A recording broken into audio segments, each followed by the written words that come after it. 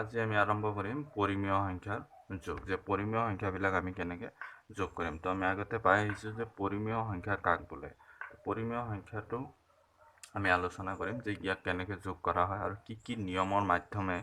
এই পৰিমেয় সংখ্যাবিলাক যোগ কৰা হয় আৰু এইটো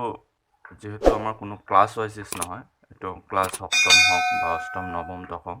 সব শ্ৰেণীৰ কাৰণে এইটো প্ৰযোজ্যময় গতিকে আমি পৰিমেয় সংখ্যাৰ হিচাপে আমি লাহে লাহে আলোচনা কৰি যাম So today's topic is addition of rational numbers যে পরিমেয় সংখ্যার যোগ পরিমেয় সংখ্যার যোগ গতিকে পরিমেয় সংখ্যা যে এতিয়া কথা হল যে পরিমেয় সংখ্যা সংখ্যা বুলি কোৱাৰ লগে লগে আমি গম পাওঁ 1 2 3 4 এনেকৈ যাই থাকিব যত নেকি কিছুমান অখণ্ড সংখ্যাও থাকিব -1 -2 তো -3 থাকিব আৰু 0 থাকিব 1 2 এনেকৈ মানে সিস্টেমেটিক সংখ্যা ৰেখাত বহোৱাৰ পিছত সব সিস্টেমেটিক হৈ যাব তো এনেকৈ আমি সংখ্যাবিলাকক বহাম কিন্তু ইয়াত কথা হ'ল যে পৰিমেয় সংখ্যা কোনবিলাক হয় যে পৰিমেয় সংখ্যাক যিবিলাক নেকি আমি p বাই q আকৃতিত লিখিব পাৰি নম্বৰ 1 পইণ্ট আৰু 2 নম্বৰ কথাটো হ'ল যে q নট ইকুৱেল 0 তাৰ মানে যেহেতু আমাৰ লব বাই হৰ এই হৰটো পি লব মানে ইয়াত পি বুজাই থকা হৈছে আৰু হৰ মানে কিউ বুজাই থকা হৈছে তো ইয়াত কথা হ'ল এই কিউৰ মানটো অথবা হৰৰ মানটো কোনো দিনে 0ৰ সমান হ'ব নোৱাৰে it's not equal that means Q not equal to 0 হ'ব লাগিব তো পৰিমেয় সংখ্যা কাক বোলে আমি সূত্ৰটো একবাৰ লিখি লওঁ যে পৰিমেয় সংখ্যা তো পৰিমেয় সংখ্যা যে যিবিলাক সংখ্যা পি আকৃতিৰ লিখিব পাৰি তেনেবোৰ সংখ্যা পৰিমেয় সংখ্যা বুলি কোৱা হয়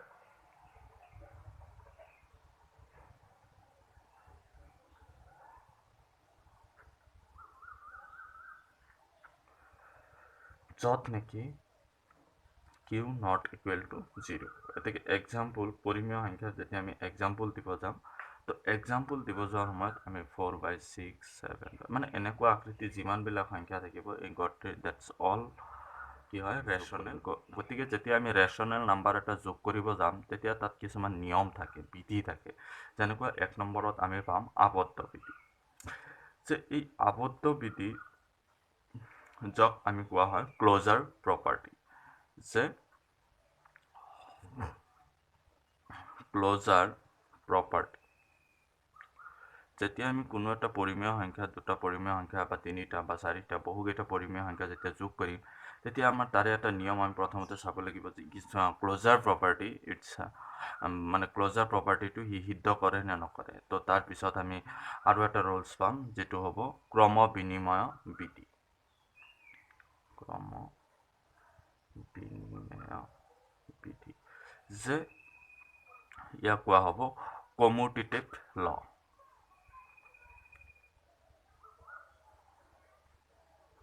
কমিউটেটিভ ল নেক্সট এনেকৈ আমি যাই থাকিম আৰু আমাৰ নিয়ম আছে যে 3 নম্বৰত আমি কি পাম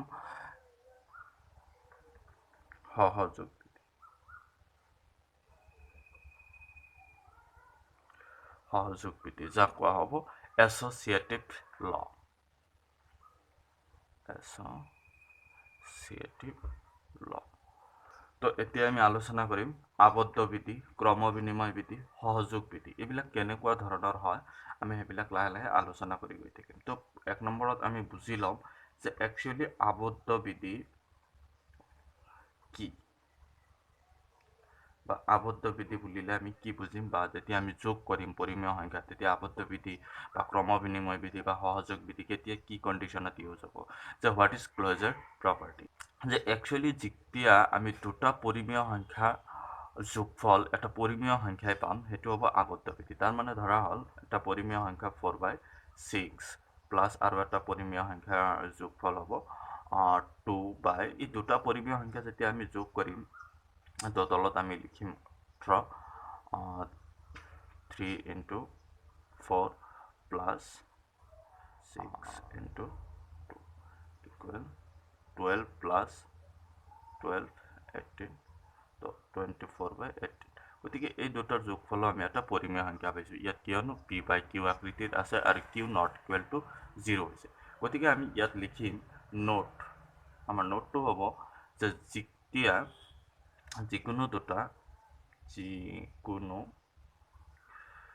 যিকোনো দুটা পৰিমেয়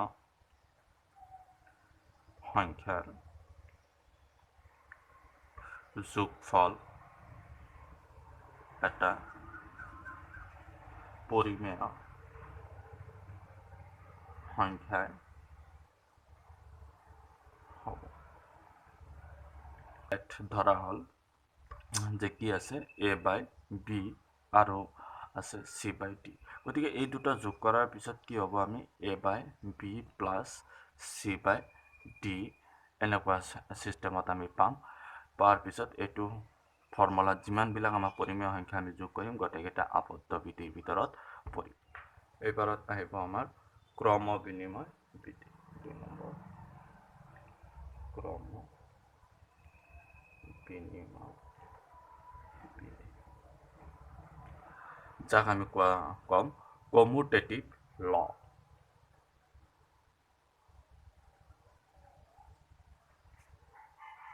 ধৰা হ'ল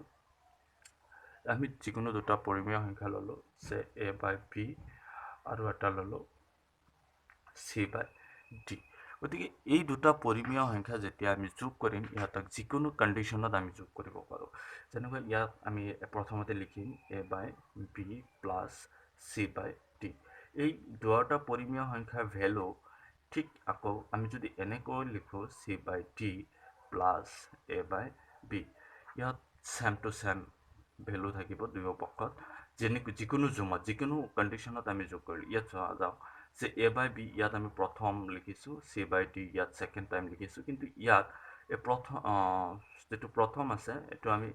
লাষ্টত লিখিছোঁ ইকুৱেল চিহ্ন হেতু ভাগত আৰু এটো ফাৰ্ষ্টত লিখিছোঁ তথাপি ইহঁতক যেতিয়া আমি যোগ কৰা যাব ইহঁতৰ ভ্যালুটো আমি একেই পাম ধৰা হ'ল আমি যোগ কৰিলোঁ 2 by 3 plus 4 by 3 তো এইটোক যদি আমি এনেকে লিখো 4 by 3 plus 2 by 3 ভ্যালুটো একেই থাকিব চোৱা যাওক যে দুয়োটা আমি পূৰণ কৰি ললো 9 আৰু ইয়াতে পূৰণ কৰি ললো 9 3 ইয়াত 3 বাৰ যায় 3 into 2 plus 3 ইয়াত 3 বাৰ যায় 3 into 4 আকৌ সেম কন্ডিশন ইয়াত একেই কৰিম 3 ইয়াত 3 বাৰ 3 into 4 plus 3 into 2 তো ওপৰত আমাৰ কি হ'ব 6 plus 12 by 9 equal 12 plus 6 by 9 ultimately 18 by 9 equal 18 by 9 তাৰ মানে দেখা গ'ল যে যিকোনো দুটা পৰিমেয় সংখ্যা যিকোনো জুমত যদি আমি যোগ কৰোঁ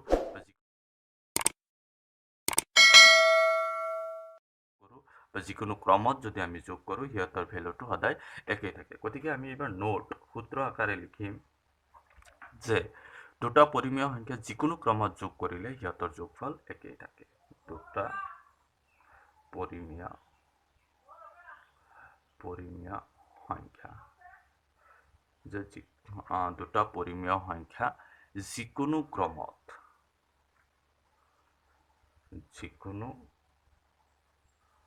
ক্ৰমত যোগ কৰিলে যোগফলবিলাক মানে এটাই থাকে কৰিলে যোগফলবিলাক একেই থাকে তো এইটো আছিল আমাৰ কমিউটেটিভ ল ক্ৰম বিনিময় বিধি গতিকে ইয়াত আমি ফৰ্মুলাটো হৈছে এইটো হৈছে আমাৰ মুখ্য ফৰ্মুলা তো এই মুখ্য ফৰ্মুলাৰ সৈতে আমি নেক্সটত লাহে লাহে কিবা বিভিন্ন অনুশীলনীৰ পৰা গণিত ল'ম আৰু এইবিলাক লাহে লাহে কৰি লৈ যাম যেনেকৈ আৰু ইয়াত বহুত কথা আছে যে ইয়াত মই জাষ্ট পূৰণ কৰি দেখাইছোঁ গতিকে আমি এইবিলাকক কি কৰিব লাগে একচুৱেলি লসাগু লঘিষ্ঠ সাধাৰণ গুণিতক ল'ব লাগিব তো আমাৰ 3 নম্বৰ পইণ্টটো আছিলে সহযোগ বিধি সহযোগ সো এই সহযোগ বিধি যাক আমি এছ'চিয়েটিভ ল বুলি কোৱা গৈছিলে যে এছ'চিয়েটিভ ল সো হোৱাট ইজ এছ'চিয়েটিভ ল যে ফৰ্মুলাটো একচুৱেলি কেনেকুৱা ধৰণৰ হ'ব যেনেকুৱা আমাৰ সহযোগ বিধিত আছিল যে আমি ইয়াত যিকোনো তিনিটা পৰিমেয় সংখ্যা ল'ম আৰু ইয়াতে যিকোনো জুমত যে একচুৱেলি ইয়াৰ সূত্ৰটো এনেকুৱা হ'ব যে তিনিটা পৰিমেয় সংখ্যাৰ যোগ কৰোঁতে সিহঁতক যিকোনো জুমত যোগ কৰিব পাৰি any kind of group zoom that means group we can adding the any kind of group and we will be get the same numbers যিকোনো তুমি যিকোনো সংখ্যা ল'ব পাৰিবা দ্যাটছ ইয়াত কোনো মেনশ্যনেবল নহয় গতিকে যিকোনো তিনিটা পৰিমেয় সংখ্যা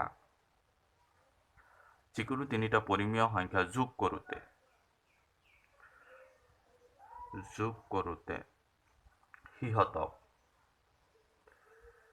সিহঁতক যিকোনো গ্ৰুপত বা জুমত যোগ কৰিব পাৰি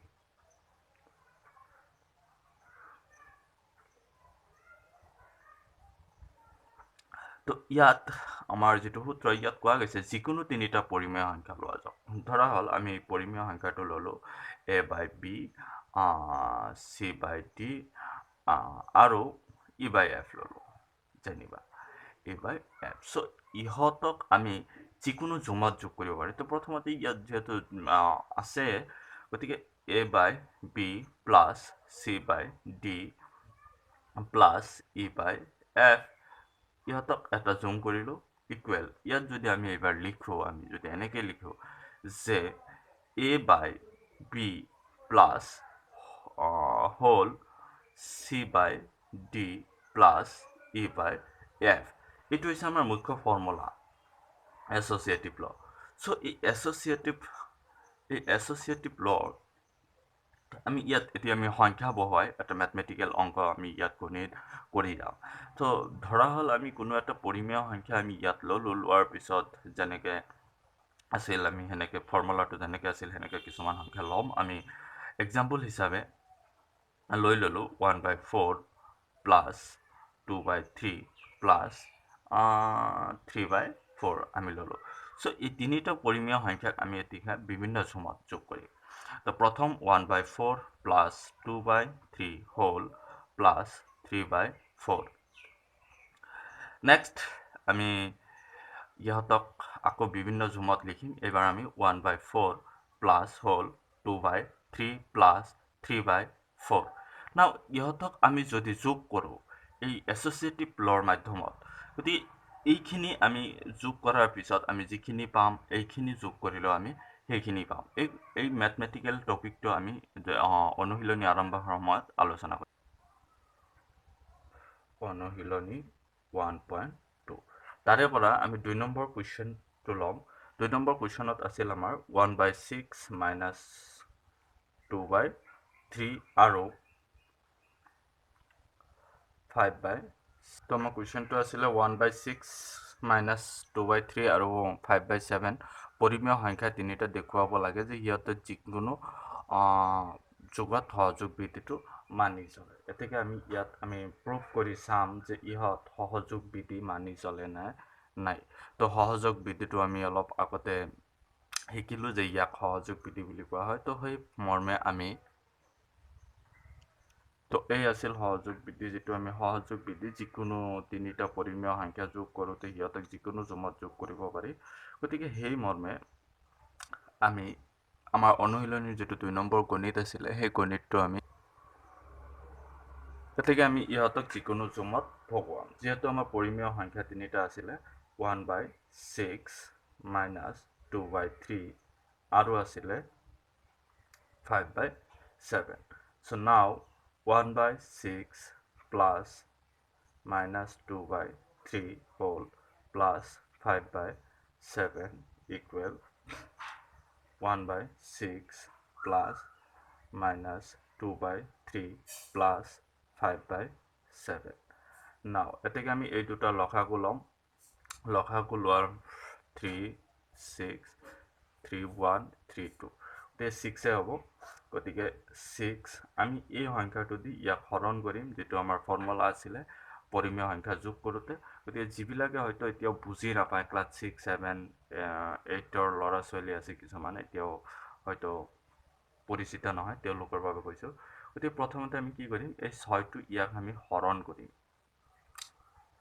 হৰণ কৰাৰ পিছত ইয়াৰ হৰণ ফলেৰে এই ওপৰৰ যেটো আমাৰ লব থাকিব সেই লবক আমি পূৰণ কৰিম সো আমাৰ কেনেকৈ হ'ব যে যেহেতু 6টো ইয়াৰ ভিতৰত বা 6 ইয়াৰ মাজত একবাৰ যায় গতিকে 1 * 1 তাৰ পিছত যি চিন আছে আমি হেতু পঢ়ুৱা 3 ইয়াত সেই আকৰ নিচিনা ইয়াক আমি হৰণ কৰিম আৰু ইয়াৰ হৰণ ফলেৰে আকৌ আমি ইয়াক পূৰণ কৰিম গতিকে ইয়াত কি হ'ব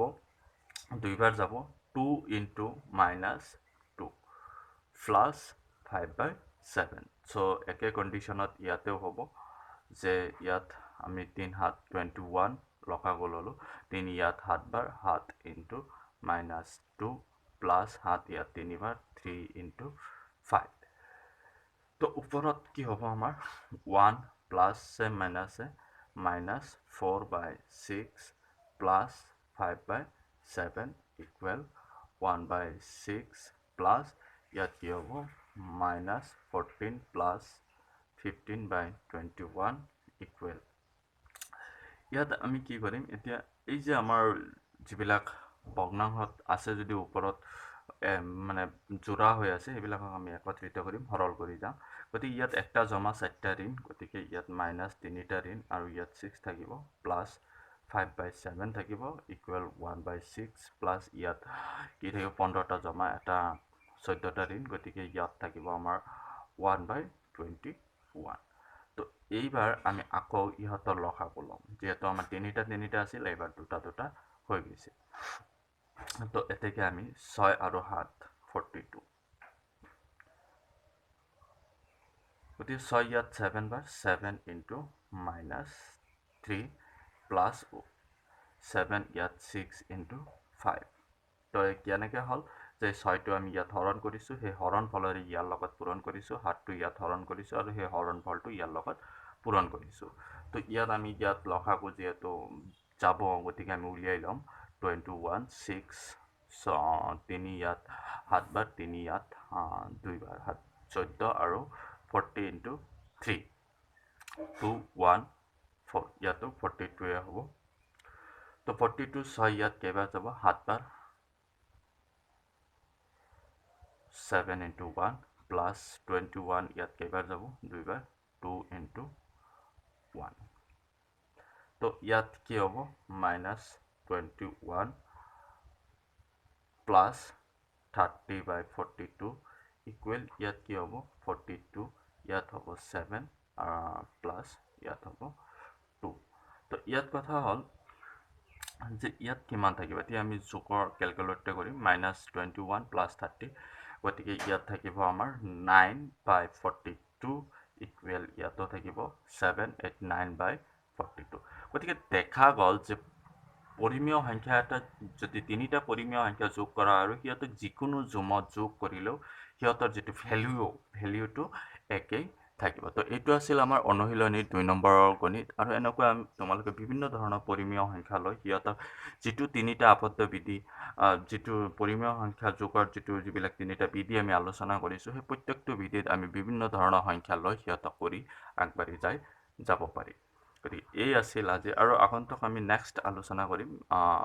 বিভিন্ন গণিতত তাৰে পিছত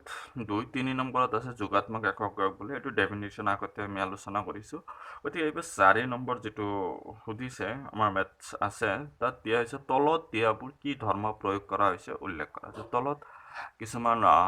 অংক আমাৰ দিয়া থাকিব সেইবিলাকত কি ধৰ্ম প্ৰয়োগ হৈছে সেইবিলাক আমি গমে পাওঁ যেনেকুৱা 4 নম্বৰৰ কুৱেশ্যনটো আছিল তলত দিয়াবোৰ কি ধৰ্ম প্ৰয়োগ হৈছে উল্লেখ কৰা তাৰে 1 নম্বৰটো আছিল আমাৰ যে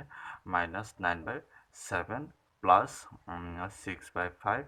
equal 6/5 plus minus 9/7 so এতিয়া আমি ইয়াৰ ফৰ্মুলা বেচিছ ইয়াক আমি কোনটো বিধিত পৰিছে সেইটো আমি অংকটো কৰি চাম যে যিকোনো ক্ৰমত যোগ কৰিব পাৰিলে সেইটো ক্ৰম বিনিময় বিধি বোলে গতিকে এইটো ক্ৰম বিনিময় বিধিত পৰিছে গতিকে আমি ইমান দূৰ নিলিখোঁ গতিকে ইয়াত আমি অংকটো একবাৰ কৰি চালেও সেয়ে গম পাম যেনেকুৱা 35 ইয়াতো 5 into 7 is equal 35 তো ইয়াত 5 time 5 into minus 9 plus 7 into 6 আকৌ ইয়াত হ'ব 7 into 6 plus 5 into minus 9 গতিকে ইয়াত হ'ব minus 45 35 plus 42 equal 42 plus minus 45 by 35 তো ultimately ইয়াত 42 ইয়াত হ'ব minus 3 by 35 equal 5 number mathematics যেটো আছিল যোগৰ সহযোগ ধৰ্ম প্ৰয়োগ কৰি যোগৰ সহযোগ ধৰ্ম প্ৰয়োগ কৰি দেখুৱা যে কি দেখুৱাব লাগে যে 10 by 7 plus minus 4 by 11 plus 2 by 7 equal 2 by 7 plus 10 by 7 plus minus 4 by 11 so ইহঁতক আমাৰ সহযোগ বিধি মানে যিকোনো জুমত ইহঁতক ব্যৱহাৰ কৰি আমি গণিতবিলাক কৰিব লাগে গতিকে আমি ইহঁতক ফৰ্মুলা বেচিছ বহাই যাওঁ আৰু যেহেতু লসাগুবিলাক আমি সৰু বা একত্ৰিত পোৱাৰ কাৰণে ইহঁতক আমি একফালীয়া কৰি লওঁ 10 by 7 plus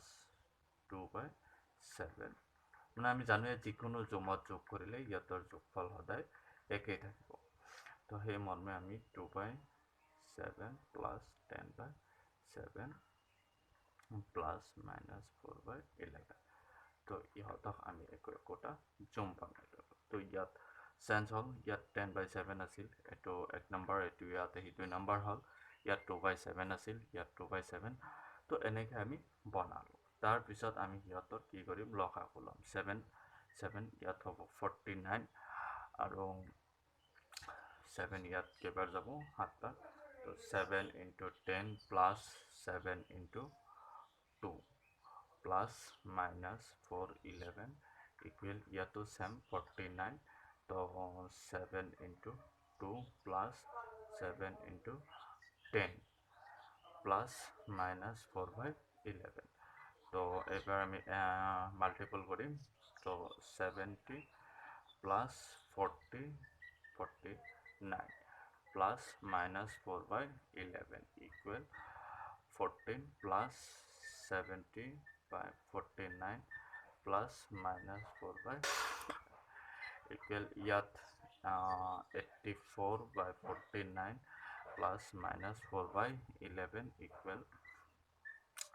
84 49 plus minus 4 by 11 তো ইয়াত চোৱা এই এটা পৰিমেয় দুটা হৈ গ'ল প্ৰথমে আমাৰ তিনটা আছিল তো এইখিনিত আমি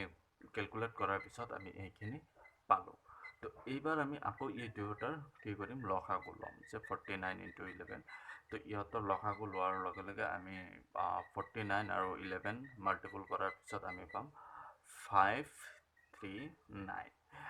equal to ইয়াতো same condition হ'ব 539 so 49 আৰু 11 multiple 49 আৰু 11 পূৰণ কৰাৰ পিছত এটো পালো গতিকে 49 ইয়াত 11 টাইম যাব গতিকে 84 into 11 plus 11 ইয়াত 49 টাইম যাব 49 into minus 4 তো ইয়াত same condition 11 into 84 plus আকৌ 11 ইয়াত 49 টাইম যাব 49 into minus 4 so ultimately 84 into 11 equal 924 minus 49 into 4 equal 196 so 539 equal same condition is here 11 into 84 11 into 84 equal 924 plus into minus minus 49 into 196 by 539. So after we calculate the value, 924 minus 196 equal 728 by 539 equal same here 539 924 minus 196 equal to 728. So now we get the same value from both sides. So etu asil jogor সহযোগ ধৰ্ম যিকোনো position change কৰাৰ পিছতো যেতিয়া আমি হৰল কৰিম তেতিয়া আমি হিয়তৰ ভ্যালু বিলাক একেই পাম so now we are going to the questions number 6 যে যোগৰ ধৰ্ম খটুৱাই তলত দিয়াবোৰ হৰল কৰা ইয়াত যেটো 6 নম্বৰত যেটো কোৱেশ্চনছ আছে তাত বিভিন্ন ধৰণৰ গণিত দিয়া আছে তো সেইবিলাক একেই ধৰণৰ হ'ব আমি যিবিলাক আগত এটা এটাকে কৰি আহিছো তাৰে পিছত থাকিব বিয়োগ আমি নেক্সট বিয়োগ আলোচনা কৰিম যেতে বিয়োগ আমি শিকিছো পৰিমেয় সংখ্যা যোগ যোগত যেটো তিনিটা ধৰ্ম আছিল এতিকে বিয়োগত সেইবিলাক ধৰ্ম মানে নে নেমানে আগতে আমি হেতু কৰি চাব লাগিব বুজি ল'ব লাগিব গতি 5 নম্বৰৰ পিছত 6 নম্বৰ গণিতটো আছে তাত আছে কমেন্ট বক্সত কমেন্ট কৰিবা যদি বুজি নোপোৱা কিবা গণিতৰ কোনো কমপ্লিমেন্ট আছে তেনেহলে মোক জনাব পাৰে গতি 6 নম্বৰটো আমি ইয়াত ডিসকাস নকৰিলো এতিয়া আমি 7 নম্বৰ 7 তো 7ত আছিল যে বিয়োগ কৰা তো বিয়োগ কৰাৰ ফলত আমি এইবিলাক পৰিমেয় সংখ্যাৰ যিবিলাক ধৰ্ম আছিল যোগ বিয়োগত সেইবিলাক মানে নে নামানে আমি সেইবিলাক অলপ